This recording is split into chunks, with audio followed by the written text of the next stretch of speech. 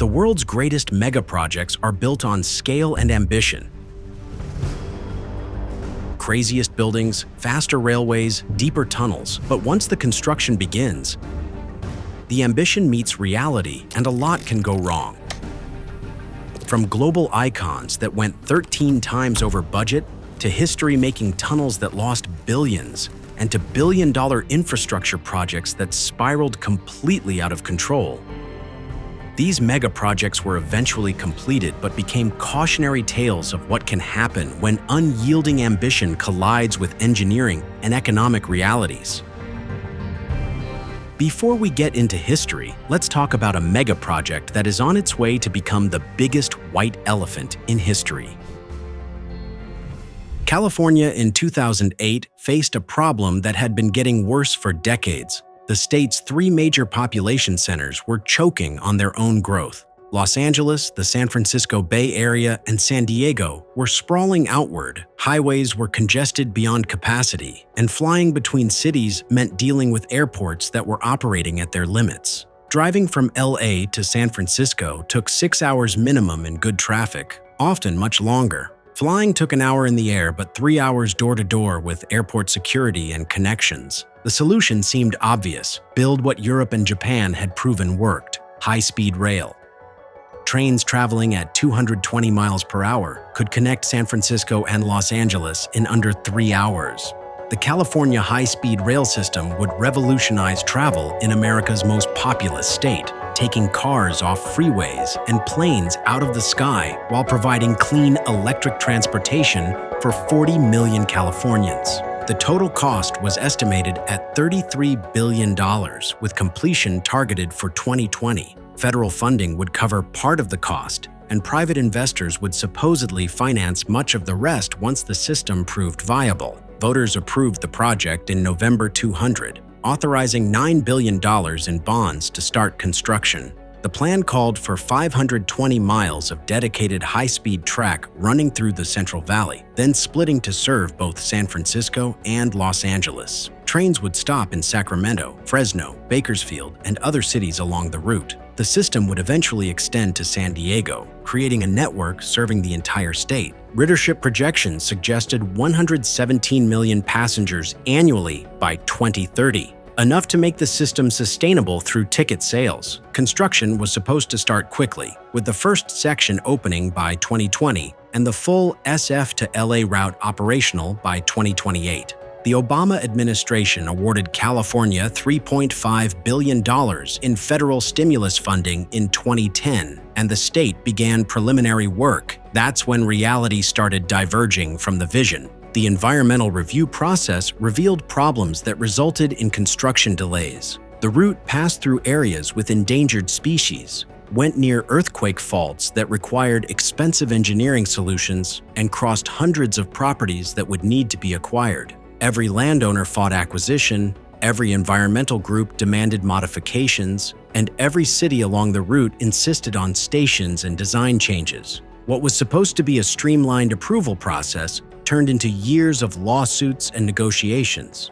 The cost estimates started climbing immediately. By 2012, the projected cost had reached $68 billion. By 2014, it was $77 billion. The timeline slipped to the late 2020s, then the early 2030s. The California High-Speed Rail Authority kept insisting the project was on track while simultaneously announcing delays and cost increases. Each revised business plan showed higher costs, longer timelines, and lower ridership projections. The route planning became politically impossible. Different cities demanded different routes, and California's environmental review laws gave opponents multiple ways to delay or block progress. By 2016, not a single mile of track had been laid, despite spending over $5 billion on planning, environmental reviews, land acquisition, and preliminary construction.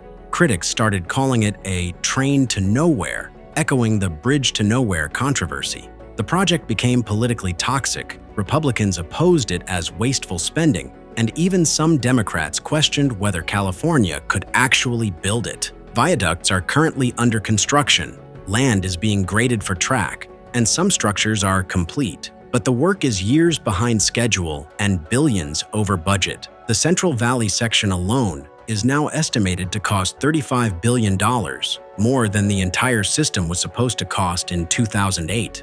The San Francisco-LA vision has essentially died. Current cost estimates for completing the full system exceed $100 billion, with some analyses suggesting $128 billion or more. The timeline has been pushed to the 2040s or beyond, so far in the future that it's effectively meaningless. The project has spent over $11 billion through 2024, with most of that going to land acquisition, environmental mitigation, and preliminary construction in the Central Valley. Not a single mile of operational track exists. The earliest the Merced-Bakersfield section might open is 2030 to 2033, though those dates have already slipped multiple times and will likely slip again.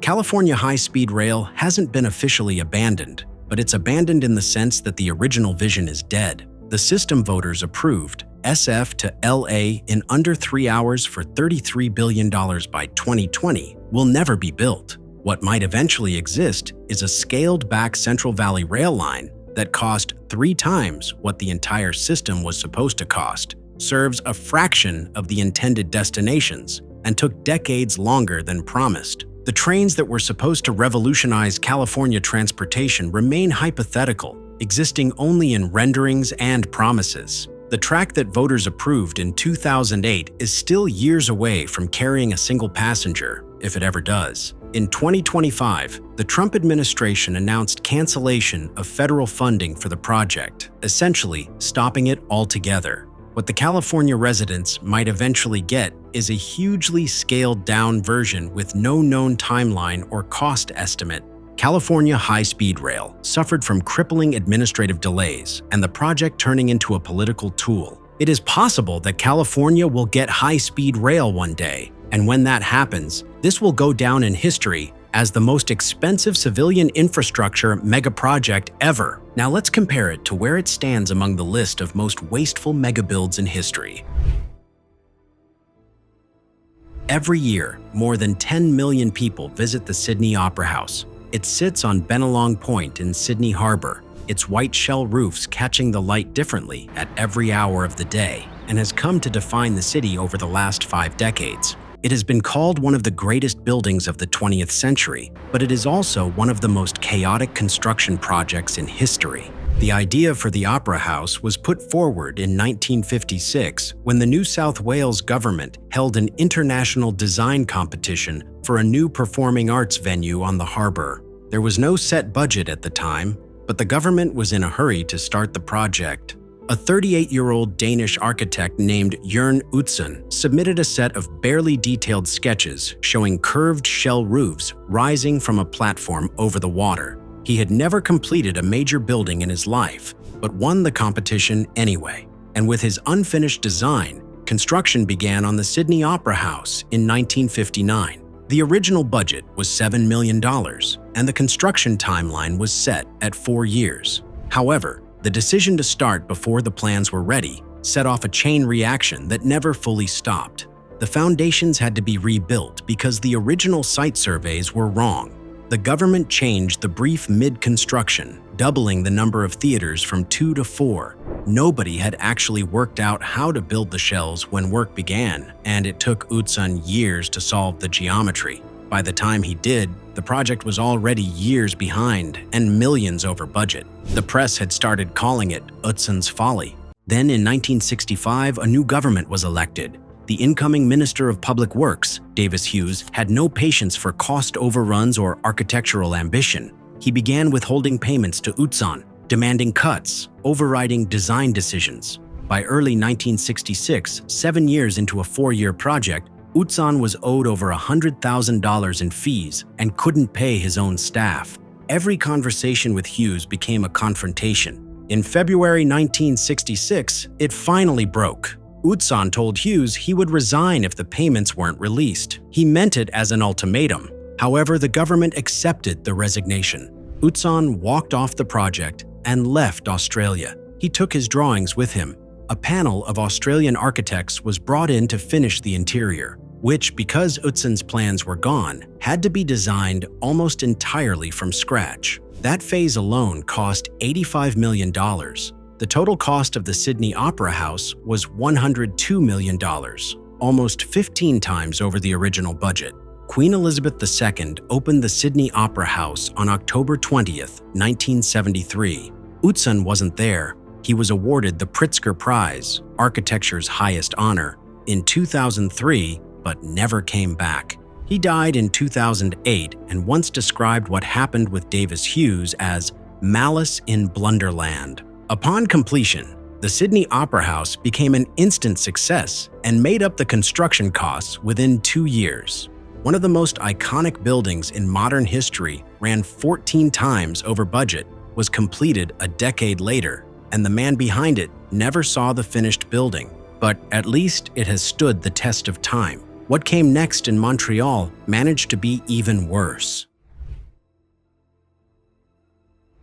In 1969, Montreal was a city on a high. It had just hosted a wildly successful World's Fair. The economy was strong. The city felt like it was on the rise. So when Montreal won the bid to host the 1976 Summer Olympics, Mayor Jean Drapeau treated it as confirmation of everything he already believed about his city. At a press conference shortly after winning the bid, Drapeau was asked about the cost. He didn't flinch. "The Olympics," he said, "can no more run a deficit than a man can have a baby." The original budget for the Games was $120 million. 60% of that was earmarked for a grand new Olympic stadium designed by French architect Roger Taillibert, who had rebuilt the famous Parc des Princes in Paris. Taillibert's design was extraordinary and wildly ambitious. A massive elliptical stadium with a 175-meter inclined tower, the tallest of its kind in the world, and a retractable roof suspended from it by cables.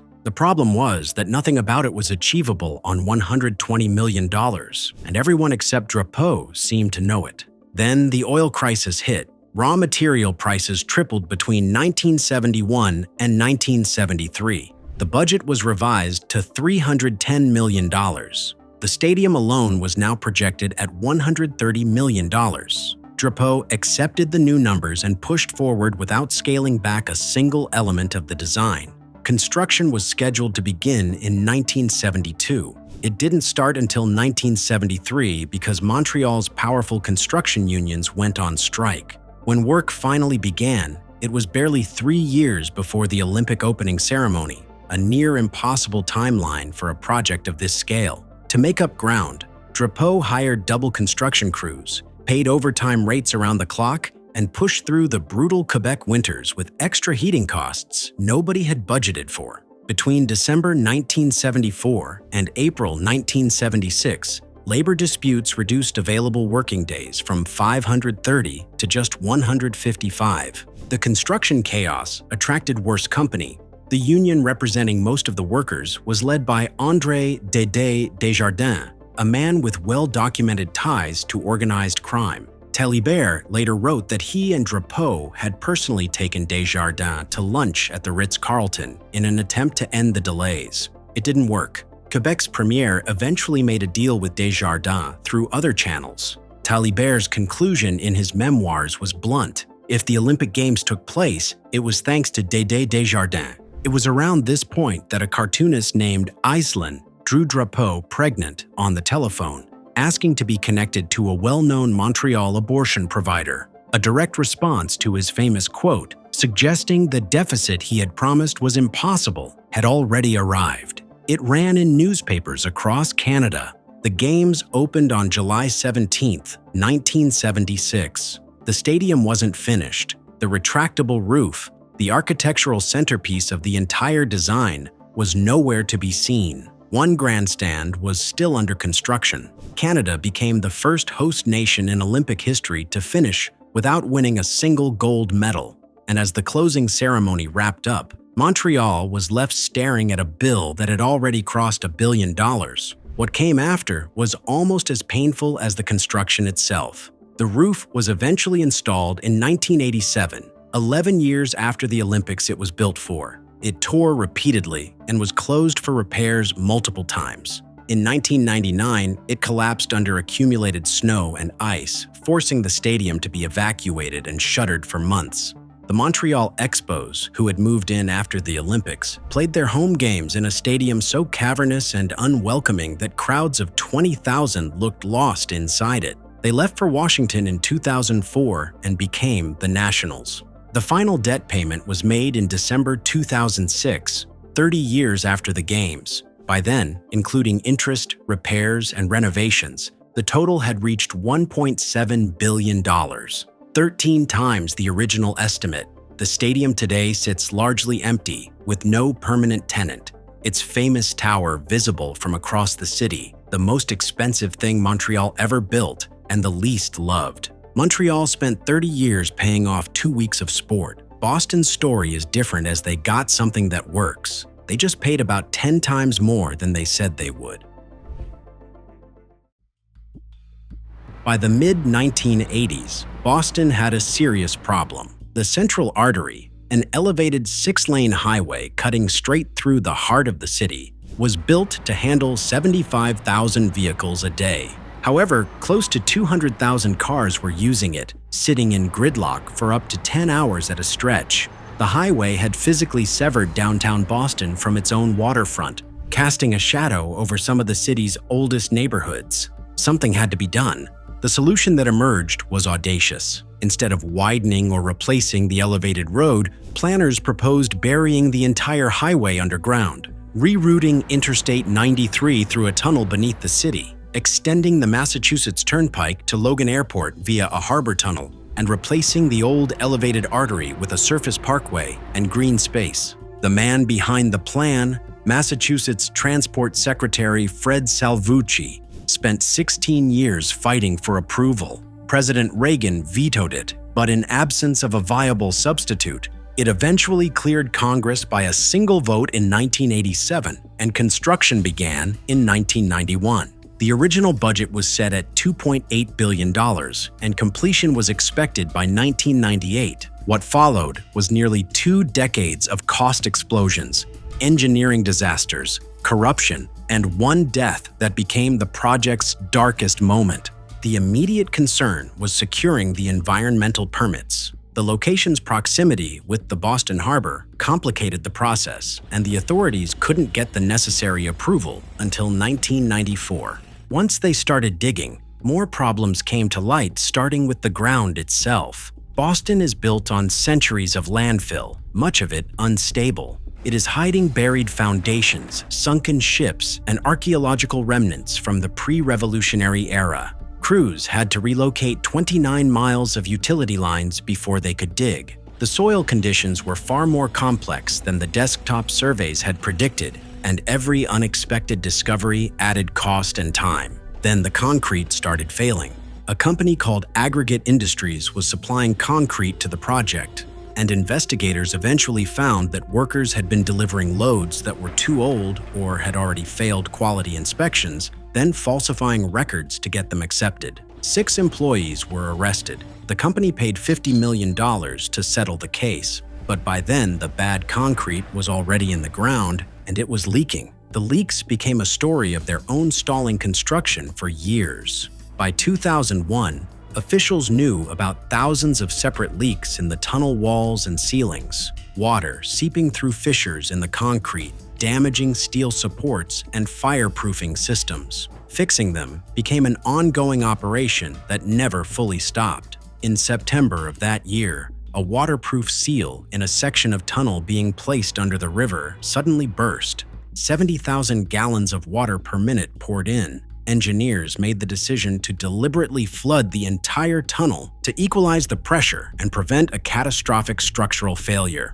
It worked, but the equipment inside was destroyed. The budget kept climbing in ways that project managers were not disclosing. It emerged that officials had been concealing $1.4 billion in overruns from federal authorities. The project's head resigned. A federal task force called it one of the most flagrant breaches of integrity in the 85-year history of the Federal Highway Program. Congress capped its contribution and left Massachusetts to cover the rest. All of this meant that the project was already 5 years behind schedule and more than 3 times over the original budget, even though nothing of note had been built. However, the project's darkest moment came in July 2006. Suspended concrete ceiling panels in a tunnel leading to Logan Airport, panels that investigators later concluded weren't even necessary for the design, came loose and collapsed onto a car below. Milena Del Valle, a 39-year-old passenger, was killed. Her husband survived.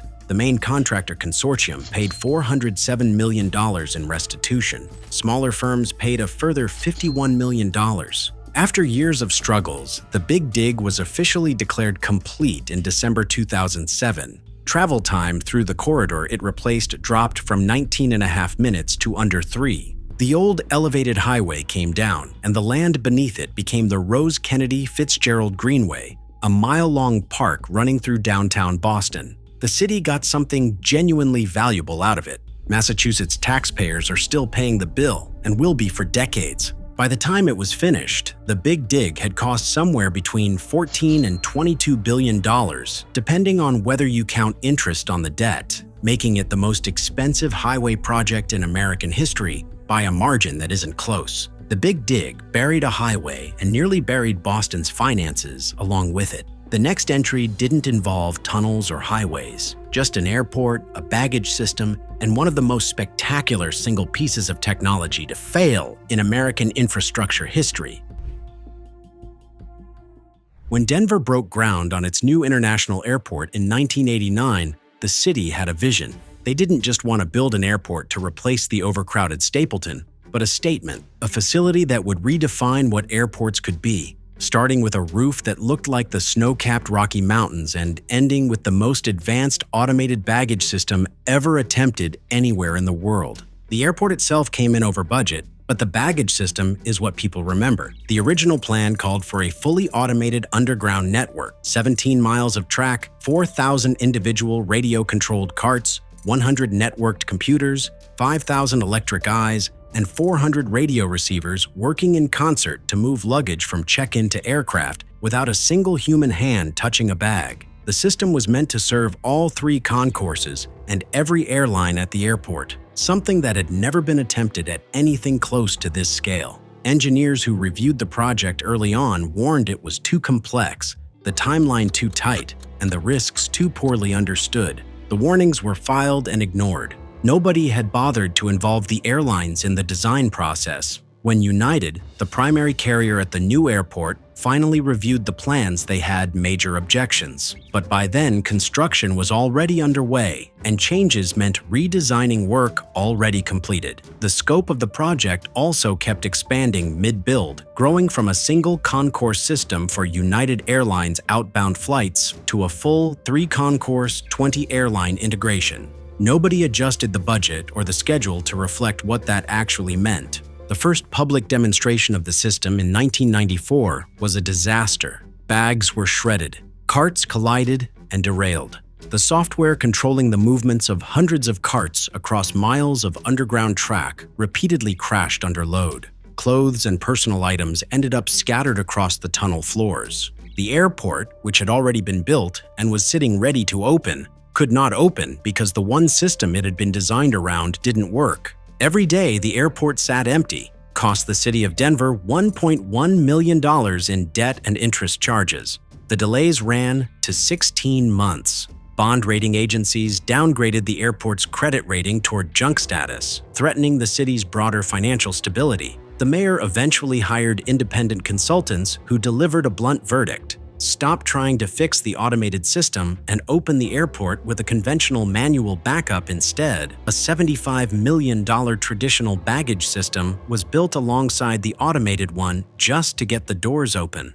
Denver International Airport finally opened in February 1995, 16 months late, with a baggage system that worked for one airline only. The automated system limped along for a decade, requiring maintenance costs so high that United Airlines, the only carrier using it, eventually concluded it was cheaper to handle bags by hand. In 2005, the system was quietly decommissioned. The $186 million contract had grown to over $560 million. The The tunnels it ran through still exist beneath the airport, empty now, occasionally offered as part of a tour for curious visitors who want to see where one of the most expensive pieces of technology in aviation history quietly died. The total airport project, originally budgeted at $1.7 billion, finished at $4.8 billion. The tent roof still looks like the Rockies. The baggage system is a ghost.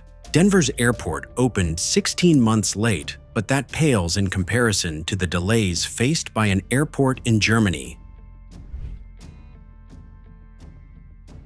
When the Berlin Wall came down in 1989, Germany suddenly had a reunified capital city being served by 3 separate airports: Tegel in the west, Schönefeld in the east, and the smaller Tempelhof, which had served as the lifeline of the Berlin airlift. But efforts began in the early 90s to get rid of all 3 and build a modern airport to give the reunified Germany a gateway worthy of its capital. It was a megaproject meant to be a symbol of prestige for unified Berlin. However, signs of an upcoming catastrophe were always there. While the planning began in 1992, it wasn't until 1997 that a location was finally decided. It took another 6 years to finally get the airport approved in 2004, and construction eventually started in 2006. This felt like the end of a decade of bureaucratic hurdles. However, what was to come was the most comprehensively documented construction disasters in European history.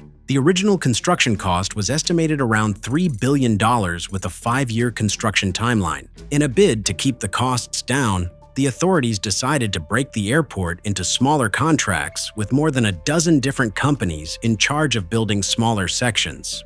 This ended up creating a lot more confusion and complications when it came to oversight. There were multiple design changes that were driving the costs up while pushing back the opening date. It was finally announced that the airport would open in 2012, a year behind schedule. That was an acceptable delay and was put down to routine delays for megaprojects of massive scope. But then came the disaster. A safety inspector found faults with the fire safety system, and the problems were far from minor. The opening was canceled for an indefinite period, and a more comprehensive investigation was launched, one that found more than 120,000 faults in the system, including 100 miles of incorrectly installed cables. A new contractor was brought in to complete the project, and they decided to run their own investigation. This time, they uncovered more than 500,000 problems, leading to calls from the public to cancel the whole thing. However, by this point, the budget had already ballooned to over $8 billion, and scaling back was not an option. Through the decade, the project opening dates were pushed back 4 times. At least 4 officials were fired or resigned from their positions, and the airport was finally completed in 2020 in the middle of the pandemic. The irony was not lost on those who had waited to take a flight for 9 years, but even though the airport was ready, the traffic volume across Europe was at a grinding halt. After operating as a ghost airport for a year, flight operations finally began, and the Brandenburg airport now seems like a success. More than 28 million passengers use the airport in 2025, but the debt accumulated to build it is yet to be paid off. A parliamentary committee published a final report that ran to over 1,000 pages detailing every error in planning. Meanwhile, workers on site had nicknamed the safety system the Monster. Berlin-Brandenburg took 9 years longer than planned and cost 3 times its original budget, and became a lesson in what not to do when planning an airport. The next megaproject on our list, Connected Countries, was a year late and cost twice what was promised. For that, we moved to the UK.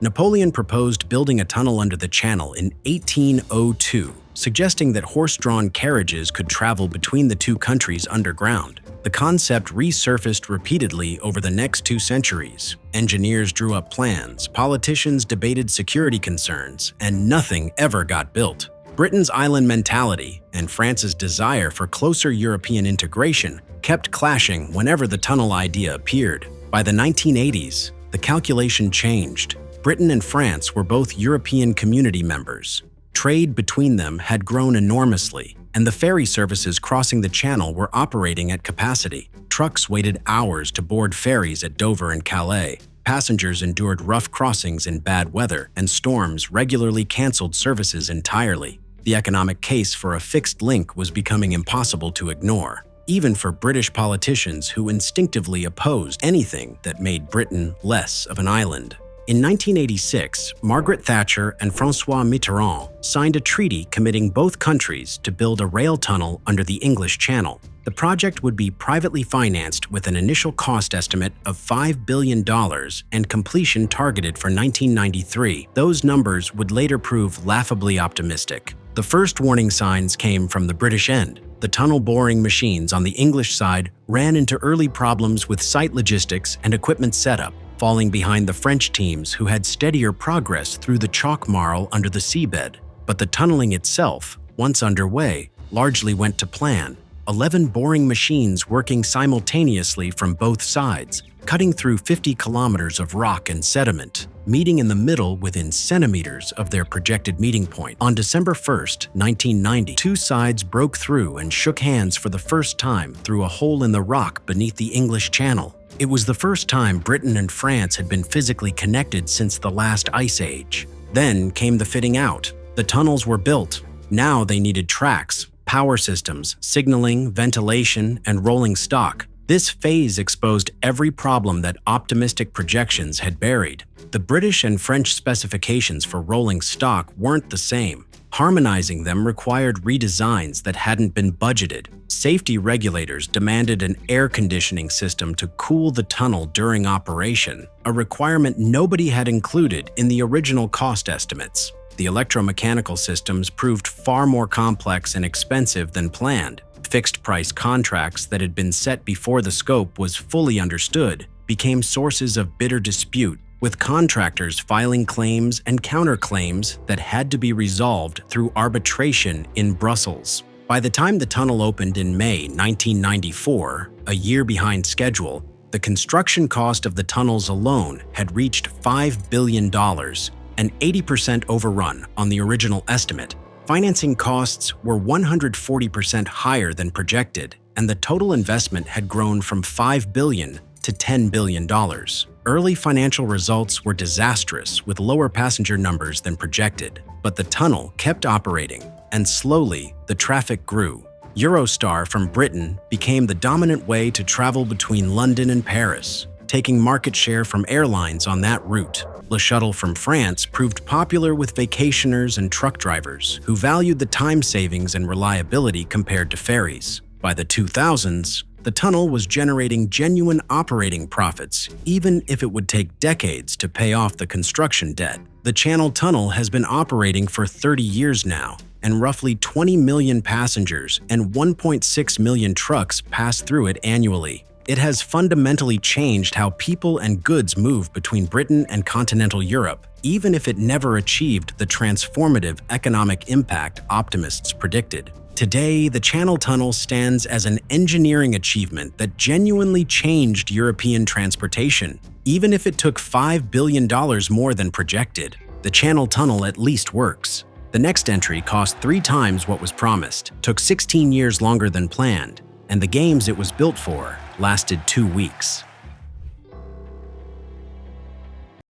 When Beijing won the right to host the 2008 Summer Olympics in 2001, the Chinese government saw it as something far bigger than a sporting event. This was China's coming out party, the moment it would show the world a transformed, modern nation. The budget it submitted to the International Olympic Committee was $1.6 billion. By the time the opening ceremony lit up the Bird's Nest Stadium on August 8, 2008, the country had spent somewhere north of $40 billion. That gap between the original figure and the final one is partly a matter of definition. The official Olympic Committee budget covered venues and direct operating costs. The actual bill included an entirely rebuilt airport, hundreds of miles of new subway lines, thousands of kilometers of new roads, wholesale demolition and reconstruction of large sections of the capital, and the forced relocation of an estimated 1.5 million Beijing residents to make way for it all. When economists started counting everything, $40 billion was the number that kept appearing. Some estimates went higher. The venues themselves became a story. The Bird's Nest National Stadium, designed by the architects behind the Tate Modern in London, cost $500 million for a 91,000-seat structure that had one event booked in the year after the Olympics ended, an opera on the anniversary of the opening ceremony.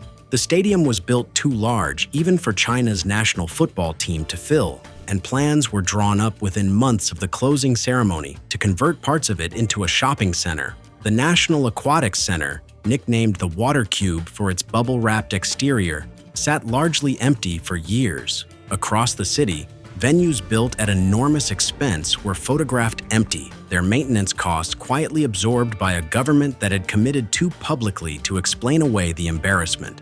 This is the standard Olympic story, and Beijing wasn't alone in writing it. Athens spent a staggering sum hosting the 2004 Games and left behind 21 venues that were unused within years of the closing ceremony. Montreal paid its Olympic debt for 30 years. What Beijing added to the pattern was scale, a scale that only a government with effectively unlimited access to public funds and no meaningful requirement to justify the spending could achieve. The most candid assessment came from economist Huang Yasheng, who told the Los Angeles Times shortly after the Games, "They wanted to build the world's biggest this and the world's biggest that, but these buildings have almost zero long-term economic benefit." The Games themselves were considered a success. The opening ceremony, choreographed to a degree of precision that left broadcasters struggling for adequate description, was watched by an estimated 4 billion people. China topped the gold medal table. The infrastructure built for the Games, the subway lines, the airport, the roads, genuinely served Beijing long after the athletes went home. The argument that the country got something lasting out of it is not entirely wrong. It is simply that nobody knows what it actually cost, and the government has never felt obliged to say. Beijing built an entire city's worth of infrastructure around 2 weeks of sport. The next entry spent 12 years trying to build a single nuclear reactor, and the problems were visible from the very first pour of concrete. France generates more of its electricity from nuclear power than any other country on Earth, around 70% of its grid at peak. That history stretches back to the 1970s, when the country made a deliberate national commitment to nuclear energy and built a fleet of reactors that ran reliably for decades. By the mid-2000s, the technology had evolved, and France's state energy company, EDF, was ready to build the next generation. The new reactor design was called the EPR, European Pressurized Reactor, and it was, on paper, a significant upgrade. More powerful, more efficient, safer. EDF picked a site on the Normandy coast at Flamanville, where 2 older reactors already operated, and broke ground in December 2007. The cost estimate was 3.3 billion euros. Commercial operation was expected in 2012 after a construction period of 54 months. However, the problems started almost immediately. In 2008, inspectors found anomalies in concrete slabs at the base of the reactor building, cracks and voids that had to be investigated and repaired before work could continue. As construction progressed, the complexity of the new design revealed itself in ways the original schedule had not accounted for. The EPR was not simply a scaled-up version of the reactors France had built before. It was fundamentally different, with new safety systems, new control architectures, and new requirements at every stage. Workers who had spent careers building the older designs were, in important ways, starting from scratch. Then came the welds. In 2018, EDF announced that inspections of the reactor's secondary cooling circuit had found 53 welds that didn't meet the required standards. Fixing them wasn't a matter of straightforward repair. The geometry of the reactor meant that remote-controlled robots had to be used for 8 of the most inaccessible joints. That single problem added years to the schedule and over €1 billion to the cost. By the time the weld repairs were complete, the project had blown through 6 separate announced completion dates. The reactor vessel itself, the steel container at the heart of the plant where nuclear reactions take place, was found to have anomalies in the composition of the steel at its base and lid. The French nuclear regulator spent years examining whether the components were safe to operate. EDF insisted they were. The regulator eventually agreed, but the process consumed more time and more money. Through all of it, EDF kept revising the cost estimate upward in increments while consistently projecting completion dates that then slipped by months or years. The company's credibility on both numbers was exhausted well before the reactor finally started generating power. The reactor was eventually connected to the national grid in December 2024, 12 years late, at a cost that had grown to over 13 billion euros, and that's before accounting for the interest accrued during the construction period, which pushed the real figure toward 23 billion euros according to France's own Court of Auditors. Flamanville 3 reached full power for the first time in December 2025. It is now France's 57th commercial nuclear reactor, and its most powerful. EDF's CEO called its grid connection a historic event for the entire nuclear industry. Whether the industry absorbs the right lessons from what happened at Flamanville, or whether it simply points to the reactor now running and calls the story a success, may determine whether the same thing happens again at Hinkley Point C in Britain, where construction is already billions over budget and years behind schedule. France's nuclear nightmare took 12 years longer than planned. America's took 8, and the contractor building it went bankrupt halfway through. In 2009, when Georgia Power applied to build 2 new nuclear reactors at its plant Vogtle site in Waynesboro, Georgia, the pitch to regulators was straightforward. Nuclear power was clean, reliable, and with a new generation of reactor design called the AP1000, it would be faster and cheaper to build than anything that had come before. The project would cost $14 billion, and the reactors would be online by 2016 and 2017. Georgia Power had been warned by independent analysts that using an unproven design would likely cause overruns and delays. The Georgia Public Service Commission declined to act on those warnings and approved the project. What followed was the most expensive construction project in American history. Construction began in 2013. The AP1000 design had never been built before in the United States, and the inexperience showed immediately. Workers who had never constructed this type of reactor were learning on the job on a project where every mistake was expensive. Quality control problems emerged early. Submodules being fabricated at a facility in Louisiana were failing to meet design requirements, falling behind at a rate that threatened the whole schedule. Each delay compounded the next. The costs began climbing. Then the central catastrophe arrived. In March 2017, Westinghouse, the company that had designed the AP1000 and was the primary contractor on the project, filed for bankruptcy. It had been hemorrhaging money on Vogtle, and a sister project in South Carolina, and the losses had become unsurvivable. The project's owners in Georgia suddenly found themselves without a contractor midway through building 2 nuclear reactors. They had a choice: abandon a multi-billion-dollar hole in the ground or take over construction themselves. They kept going, with Southern Nuclear stepping in as the main contractor. The South Carolina project didn't survive. Construction there was abandoned in 2017, leaving behind 2 half-built reactor shells and $9 billion of spent money that ratepayers in that state are still paying for. In Georgia, people went to prison over the handling of the South Carolina project. Nobody faced criminal charges in Georgia, though the parallels were close enough that critics drew the comparison publicly and often. Georgia Power told its regulators for years that the project was on time and on budget. It wasn't. When the final accounting came in, the 2 reactors had cost somewhere between $31 and $37 billion, depending on whether you include Westinghouse's bankruptcy settlement, more than double the original estimate.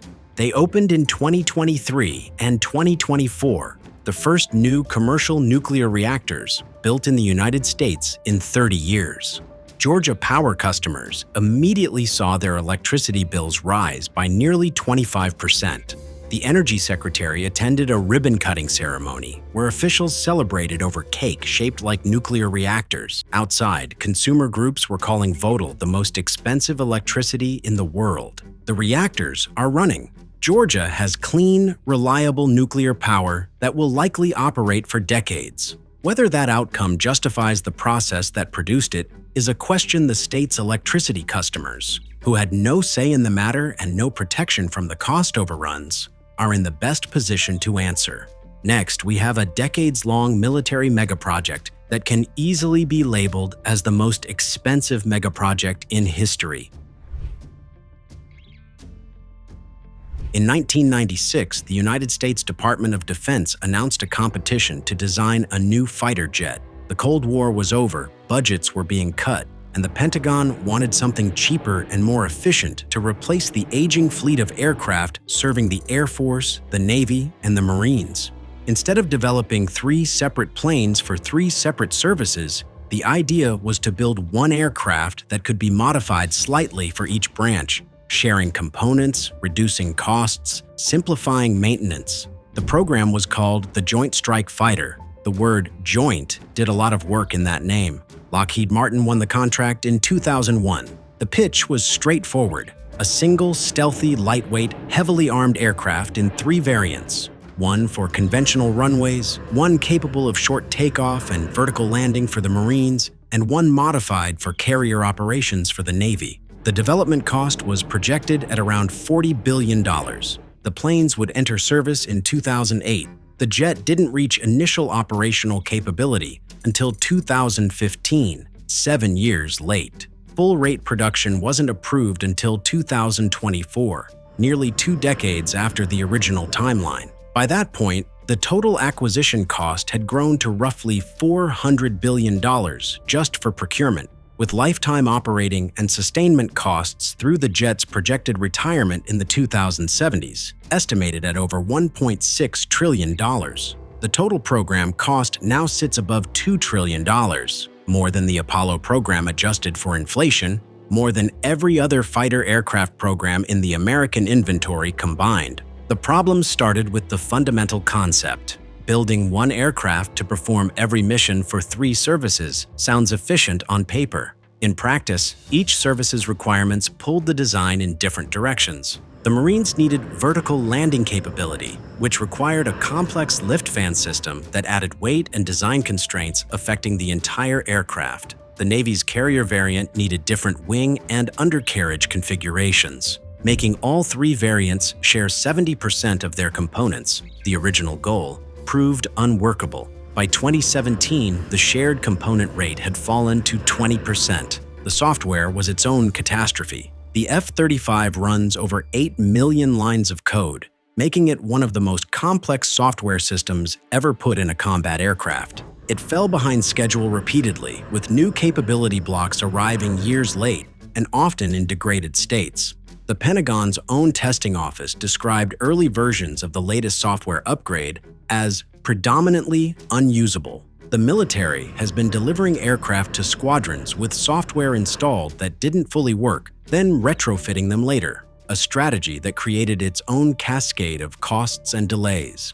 In 2023, a Marine Corps F-35B crashed in South Carolina after the pilot ejected. The aircraft flew unmanned for over an hour before the military located the wreckage. The Pentagon put out a public request asking if anyone had seen it. The moment captured something about the program's relationship with the American public. A $100 million aircraft had been lost, and the response that made headlines was a social media post.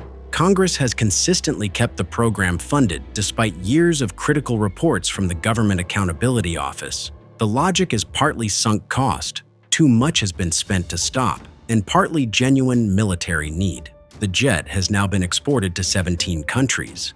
Allied air forces flying it reported as a generational leap in capability. The aircraft that actually flies, pilots and analysts say, is genuinely excellent. That has never been the issue.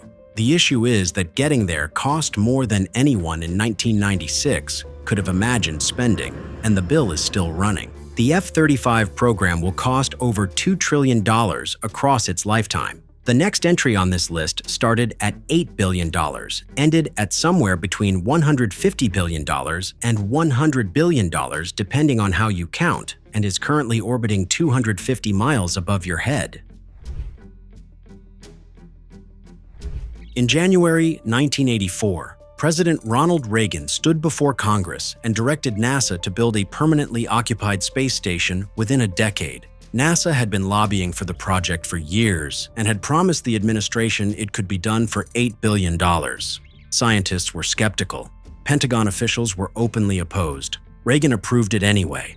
What followed across the next 4 decades was a project that changed names, changed partners, changed designs, nearly got canceled 3 separate times, watched its primary contractor go through financial crisis, survived the end of the Cold War, incorporated a former geopolitical rival as its main partner, and eventually became the most continuously inhabited outpost in human history. The first version was called Space Station Freedom. Through the late 1980s, design followed redesign as costs kept rising and Congress kept threatening to kill the funding. The 1986 Challenger disaster forced a safety-driven redesign that added billions. By 1993, Freedom had consumed over $11 billion and hadn't put a single module in orbit. President Clinton stepped in, canceled the existing design, and reframed the project entirely, expanding it into a genuinely international collaboration that brought in Russia, still reeling from the Soviet collapse, along with Canada,